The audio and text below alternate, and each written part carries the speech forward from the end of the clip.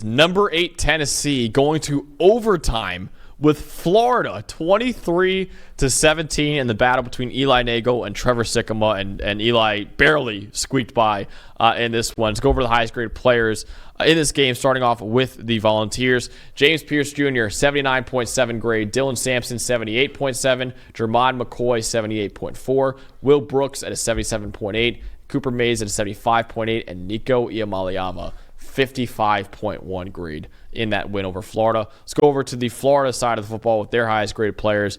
Jaden Robinson, 82.4. Brandon Crenshaw Dixon, 81.1. Sharif Denson, 77.7. Grayson Howard, 74.7. Cameron James, 73. And DJ Lagway, who had to come in because Graham Mertz got hurt in this one, 51.8 grade. But Graham Mertz, actually, I got to look it up real quick, but Graham Mertz had a pretty good game, right? 83.1 overall. Yeah, really good game for Graham Mertz against that defense. So maybe since the reason if he didn't get hurt, Eli, you'd be talking about a second straight loss for your Volunteers right now. How do you feel right now? Not great. Not feeling great. Nico has still not played great since playing more Power 4 in teams and SEC teams. But it's basically Samson or bust with the offense, it feels like right now, which is great because he's been playing well. But obviously you want to see a little bit more out of Nico. I mean, it's awesome seeing James Pierce kind of come alive. Yep. You guys have that as some of your talking points later, so won't spoil too much of that. But it's rough skiing, I'll say. Dude, survive in advance. Yep, survive in advance in this year, especially honestly, in the SEC right now. And the SEC, yeah, just you should take any win that can come by right now. So survive in advance. So yeah, guys, they not an impressive win for Tennessee, but they pulled through. They really needed to pull through there. That was a really, really fun game to watch late at night, honestly. But Dalton, for you, what was the stat total story in this one? So real quick, behind the scenes too, I got to tell you, I told you I had a gut feeling this was coming. You did, yeah. I did. We didn't preview this game, but there's the way Florida's kind of gotten themselves together a little bit. They're pretty, they beat UCF pretty handily. I just had a feeling the way Tennessee's offense had been playing and the way that Florida had kind of been getting a little bit better. I was like, you know what? Florida could mess around and win. They could just mess around and win, because when you're a team like Tennessee and you're struggling to score, you keep, call them lesser teams in games, right? But the big thing for me, Florida easily could have won this game had Graham Mertz not gotten hurt the way he was playing. And I know they were kind of alternating back and forth like they've been doing. We've talked enough about that, but let's be real. Graham Mertz, 11 of 15, 125 yards, a touchdown, 83.1 overall grade. When he left the game, they were up 10-0. Pitching a shutout, and you could just feel it when he left the game, and whatever happened, I believe if it was on a throw, that something just pulled up on him. I don't know what he wasn't even a hit or anything. Something just pulled on him. You felt like all of a sudden Tennessee was like, oh, okay, Lagway's in. We just have to get to them. We just have to get these 10 points. We have to cover this ground, right? DJ Lagway for the game, 9 of 17, 98 yards, a touchdown, and a 51.8 overall grade. Now, the touchdown was great, that last throw of the game, but they were alternating before that. Mertz gets hurt. After that point, there's 7 drives with DJ Lagway exclusively as the quarterback. 26 plays. They got 67 yards on those 26 plays. 3 punts, 1 turnover on downs. The interception, which just right after Tennessee had just scored a touchdown, that interception was rough. They did get the touchdown on his one big-time throw to tie the game and send it to overtime. Then the missed field goal in overtime. 26 plays and 67 yards is not going to get it done. And DJ Lagway, I mean, look, wicked talented, but he's so young right now. And to try to win a game in a big spot like that, the difference in the game to me was really just Graham Mertz getting hurt. If he stays in there, especially with the way he can protect the football and hold a lead and the momentum that Florida had, they were up 10-0. I think they would have won this game if Mertz didn't get hurt. Yeah, and listen, he was outplaying that's at the Vital story. He was outplaying Nico on this one. Nico with a 70 passing grade when kept clean. And while 70 usually is like, oh, that's solid, like when you're kept clean, though, it's got to be a lot higher than that. And it just was not pretty for him. And listen, this is a worrisome sign because Nico, I would say that Nico's biggest issue this year going into the game was under pressure. He was one of the worst quarterbacks in the country. But now all of a sudden, when you're talking about when he's kept clean, he's also not delivering the ball effectively.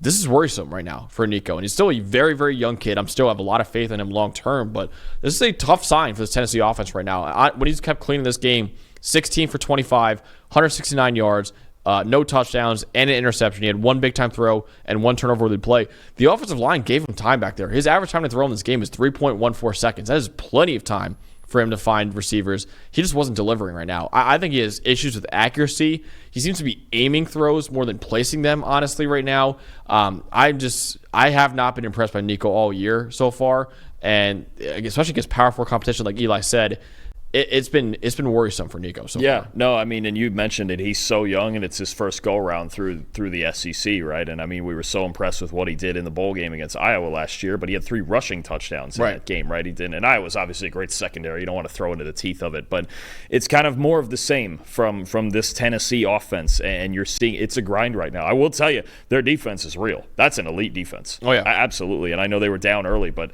every single week this defense has been good enough to win. This is a big-time defense. If they can ever get Nico going to just some sort of better extent than he is right now, especially if James Pierce is going to get going, these are the two guys, right? These are the two guys we've talked about. They've gotten through with those two not playing at their best. One of them's starting to get there.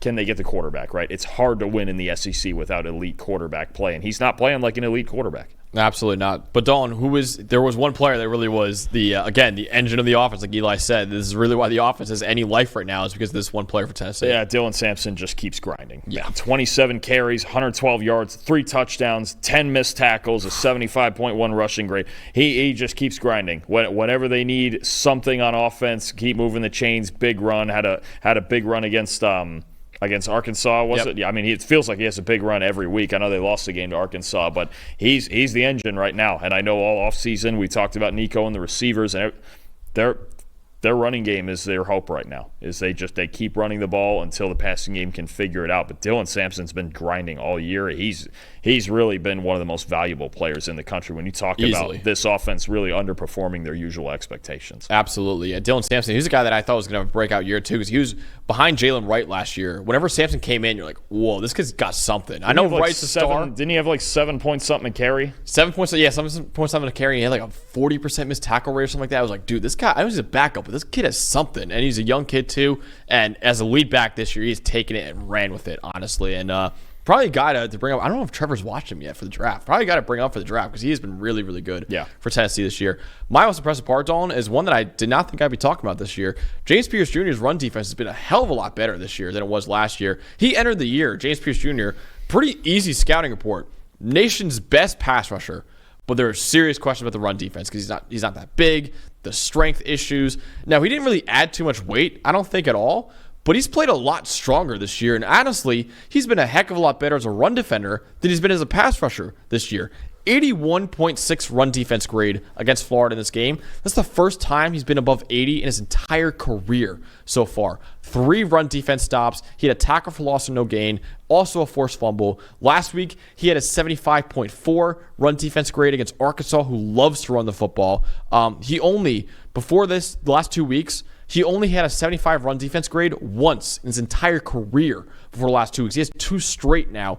83.1 run defense grade on the season.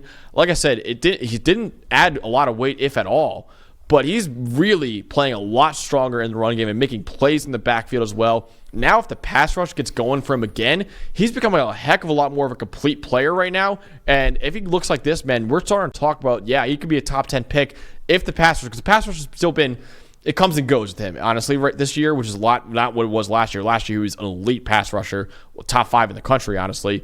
But if it comes back around this year with this run defense staying like this, he could be a top 10 pick for sure. Absolutely.